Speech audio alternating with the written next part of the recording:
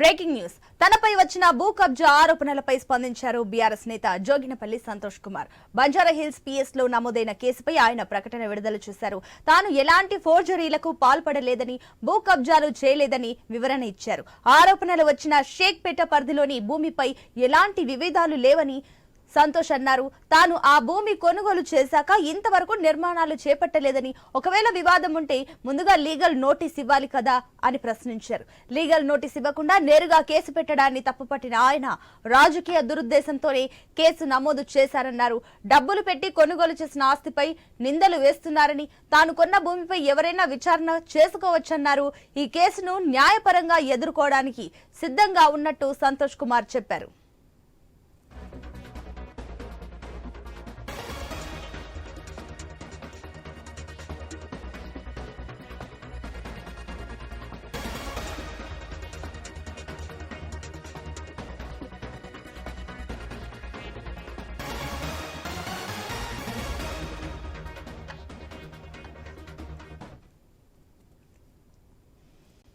Banjara Hills road number 14లో ఉన్న భూమిని forgery డాక్యుమెంట్లతో కబ్జా చేశారని సంతోష్ కుమార్ పై ఆరోపణలు వచ్చాయి. దీనిపై పోలీసులకు ఫిర్యాదు చేయగా కేసు నమోదు చేశారు.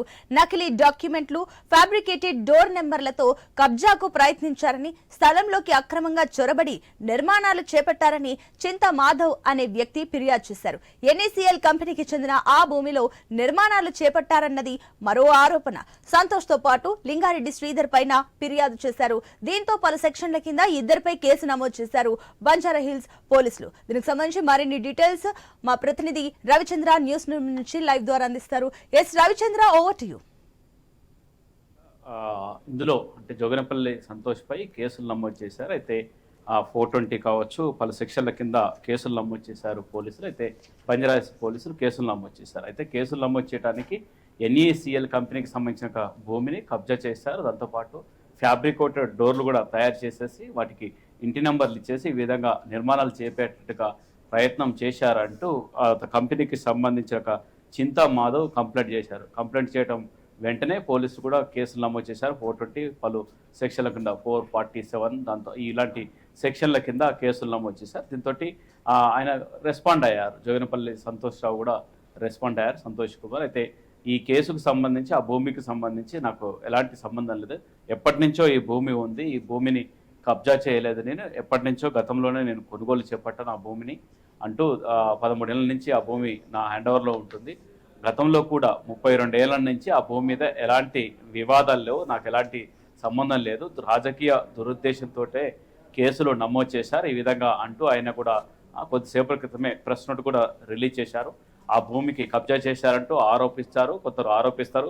చింతామాధవ్ ఆరోపించారు. దాంతోపాటు నాతో పాటు లింగారెడ్డి, శ్రీధర్ అని మరో 2 వ్యక్తుల మీద కూడా కేసులు పెట్టినట్టు తెలుస్తుంది. రవిచంద్ర, ఇక్కడ మనకు ఒక సందేహం అయితే తలెత్తుతుంది. ఒకవేళ సంతోష్ కుమార్ పైన ఇప్పుడు ఆయన భూమి పైన వివాదం ఉంటే ఆయన అన్నట్లుగానే ముందుగా లీగల్ నోటీసులు రావాల్సి ఉంటుంది. అసలు ఆ లీగల్ నోటీసులు వచ్చాయా లేదా, డైరెక్ట్ గా కేసు పెట్టడాన్ని దీన్ని మనం ఏ రకంగా చూడొచ్చు? ఆయన అన్నట్లుగా నిజంగానే రాజకీయ దురుద్దేశమా? అదే చెప్తున్నారు, ఆయన ఆరోపణలు కూడా అదే చేస్తున్నారు. రాజకీయ దురుద్దేశంతో ఈ విధంగా నా మీద కేసులు నమోదు చేశారు. అసలు ఎలాంటి లీగల్ నోటీసులు కూడా ఇవ్వలేదు. లీగల్ నోటీసులు ఇచ్చిన తర్వాత నా వర్షన్ విన్న తర్వాత మీరు కేసులు నమోదు చేయాల్సి ఉంటుంది. అలా కాకుండా డైరెక్ట్గా కేసులు పెట్టేసి ఏకంగా బదనాం చేసే విధంగా రాజకీయ ఉద్దేశంతో, అంటే రాజకీయ దురుద్దేశంతో ఈ విధంగా కేసులు నమోదు చేశారంటూ ఆయన కూడా కొద్దిసేపటి క్రితం ఆ ప్రెస్ నోట్ రిలీజ్ చేశారని చెప్పుకోవచ్చు. ఈ మధ్యకాలంలో బీఆర్ఎస్ నేతల మీద ఎక్కువగా కేసులు అవుతున్నాయి. దాంతోపాటు అందులో భాగంగానే నిన్న మొన్నటి వరకు కూడా చూడొచ్చు, కవిత కేసు కావచ్చు, ఇప్పుడు జోగినపల్లి సంతోష్ రావు కావచ్చు, ఈ విధంగా కేసులు నమోదు అవుతున్నాయి. ఎందుకంటే ఆ కవిత కూడా ఇదే ఆరోపణలు చేశారు రాజకీయ దురుద్దేశంతో. సేమ్ సంతోష్ కుమార్ కూడా ఇదే ఆరోపణలు చేశారు. ఈ విధంగా ఇదే అంశాన్ని లేవనెత్తారు. రాజకీయ దురుద్దేశంతో కేసులు నమోదు చేస్తున్నారు. ఆ భూమికి నేను ఎక్కడ భూమి కబ్జా చేయలేదు, ఆ భూమి లీగల్గా నాదే. ఒకవేళ ఏ విధంగా ఎలాంటి ఇప్పటివరకు కూడా ఆ భూమికి సంబంధించి వీళ్ళు అంటున్నట్టుగా ఫ్యాబ్రికేటెడ్ డోర్స్ ఇలాంటివి తయారు చేసినట్లు ఆరోపణలు చేస్తున్నారు. అలాంటి ఆ డోర్స్ కానీ అవి ఏవి తయారు చేయలేదు, అసలు నిర్మాణాలు చేపట్టలేదు, ఆ భూమిలో ఎలాంటి నిర్మాణాలు చేపట్టలేదు. అయినప్పటికీ కూడా కేసులు నమోదు చేసి ఈ విధంగా ఎఫ్ఐఆర్లో నమోదు చేయటం ఎంతవరకు కరెక్ట్? దీన్ని లీగల్గానే ఎదుర్కొంటా న్యాయ పోరాటం చేస్తానంట అభిప్రాయాన్ని చెప్తూ లేఖ విడుదల చేశారు. అయితే చింతా మాధవ్ ఇచ్చినట్టుగా అంశాన్ని కోట్ చేసుకుంటూ మీరు ఎట్లా కేసులు నమోదు చేస్తారో నా వర్షన్ కూడా వినాల్సిన అవసరం ఉంది. దాంతోపాటు లింగారెడ్డి మీద, శ్రీధర్ మీద ఆ కేసులకు సంబంధించి కూడా కేసులు పెట్టారు. దాని మీద కూడా రెస్పాండ్ అయ్యారు. ఆ భూమిలో ఎలాంటి వివాదాలు లేవు, వివాదాలు లేనట్టు భూమి మీద వివాదాలు సృష్టించి రాజకీయ దురుద్దేశంతో కేసులు పెట్టినట్టు కొద్దిసేపటి క్రితం ఆ లేఖ విడుదల చేశారు సునీత. ఇప్పుడు రవిచంద్ర మరోపక్క ఇది NECL కంపెనీకి చెందిన అక్కడే మరో నిర్మాణం కూడా చేపట్టారంటూ కూడా మరో కేసు కూడా ఉన్నట్లు తెలుస్తుంది. దీనికి సంబంధించిన డీటెయిల్స్ ఏంటి? అంటే ఈ NECLకు సంబంధించిన భూమికి సంబంధించి కబ్జా చేసి ఈ విధంగా ఇలాంటి కబ్జా చేసి నిర్మాణాలు చేపట్టారని చెప్తున్నారు. ఈ NECL కంపెనీకి సంబంధించిన చింతా మాధవ్ కంప్లైంట్ చేయడంతో దాంతో FIR నమోదు చేశారు. అంటే కంప్లైంట్ చేసినంత మాత్రాన వెంటనే కనీసం నోటీసులు ఇవ్వకుండా, విచారణ చేపట్టకుండా, ఏ అంశాన్ని చెప్పకుండా మీకు మీరే ఈ విధంగా కేసులు పెట్టడం ఎంతవరకు కరెక్ట్ అంటూ ఈ విధంగా కొద్దిసేపటి క్రితం సంతోష్రావు, జోగినపల్లి సంతోష్ కుమార్ రెస్పాండ్ అయ్యారు. దాంతో అంటే నేను లీగల్గా వెళ్తాను, లీగల్ నోటీస్ ఇవ్వలేదు కాబట్టి నేను న్యాయ పోరాటం చేస్తాను, ఈ విధంగా ముందుకెళ్తాను. రవిచంద్ర, ఇక్కడ మరొకటి కూడా చూసుకున్నట్లయితే కేవలం కేసీఆర్ కుటుంబాన్ని టార్గెట్ చేస్తూ ఇప్పుడున్న ప్రభుత్వం ఆ రకంగా వెళ్తుంది అనుకోవచ్చా? ఇది కేవలం రాజకీయ కుట్ర అనుకోవచ్చా? ఎందుకంటే ఆల్రెడీ అక్కడ కట్టడాలు లేవు, నేను న్యాయపరంగా పోరాటం చేస్తానంటూ కూడా సతీష్ కుమార్ అల్టిమేటం జారీ చేస్తున్నారు. దీన్ని ఏ రకంగా చూడొచ్చు? అంటే ఈ జోగనపల్లి సంతోష్ కుమార్ కూడా గతంలో BRS సంబంధించి రాజ్యసభ సభ్యుడిగా చేశారు. మొన్నటి వరకు రాజ్యసభ సభ్యుడిగా ఉన్నారు. అంతేకాకుండా ఈయన కేసీఆర్కు దగ్గరి బంధువు, కేసీఆర్కి కొడుకు వరుస అవుతాడు జోగనపల్లి సంతోష్ కుమార్. అంటే అలా సడ్డకుని కొడుకు, దాంతో దగ్గరి బంధువు కావడంతో కూడా ఈ విధంగా రాజకీయంగా టార్గెట్ పెట్టారు. నన్ను, కేసీఆర్ ఫ్యామిలీని టార్గెట్ పెట్టారు. రాజకీయ దురుద్దేశంతో ఈ విధంగా కేసులు పెడుతున్నారు. కవిత మీద కేసు, నా మీద కేసు, ఈ విధంగా కేసులు వరుసగా మొదలు పెడుతున్నారు. అటు మొన్నటికి మొన్న లిక్కర్ కేసులో కవితని అందులో నిందితురాలుగా చేర్చారు. ఇప్పుడు నన్ను కూడా ఈ విధంగా కబ్జా చేసినట్టు భూ కబ్జా ఆరోపణలు చేస్తూ ఈ విధంగా కేసులు పెడుతున్నారు. రాజకీయ దురుద్దేశంతో పెడుతున్నారు. అటు రాజకీయంగా ఇటు లీగల్ కూడా ఎదుర్కొంటారు. లీగల్ నోటీస్ ఇవ్వలేదు కాబట్టి లీగల్ కూడా ఎదుర్కొంటానన్న అభిప్రాయంతో ఈ విధంగా నోటీసు, ప్రెస్ నోట్ రిలీజ్ చేశారు. రవిచంద్ర, ఇప్పుడు ఒకవేళ ఇప్పుడు సెక్షన్ల కింద కేసులు నమోదు చేయాలన్నా కూడా దానికి పోలీసులకు కానివ్వండి, ఆ కేసు పెట్టే వాళ్ళు కానివ్వండి, ఆధారాలు చూపిస్తేనే కేసులు పెట్టడం జరుగుతుంది. మరి ఇలాంటి తరుణంలో ఎలాంటి ఆధారాలు చూపించి వాళ్ళు కేసు పెట్టారు? అంటే కొద్దిసేపు ఇంతకుముందు పెట్టినట్టు కేసులు కూడా ఆయన మీద 420 సెక్షన్, IPC సెక్షన్ 420 ప్రకారం, దాంతోపాటు 468, దాంతోపాటు 471, 447 ఇలాంటి సెక్షన్ల కింద, ఈ సెక్షన్ల కింద కేసులు నమోదు చేశారు. అంటే భూ కబ్జా ఆరోపణలు, భూమి కబ్జా చేసినందుకు, అంటే ఒకరి భూమి వేరే ఆస్తుల్ని కబ్జా చేసినందుకు ఈ సెక్షన్ల కింద నమోదు చేస్తారు. అంతేకాకుండా ఈ 420 అనేది చీటింగ్ కేసు. ఈ విధంగా చీటింగ్ కేసు జోగినపల్లి సంతోష్ కుమార్ పై కేసు నమోదు చేశారు. చీటింగ్ కేసు పెట్టాల్సిన అవసరం ఏంటి?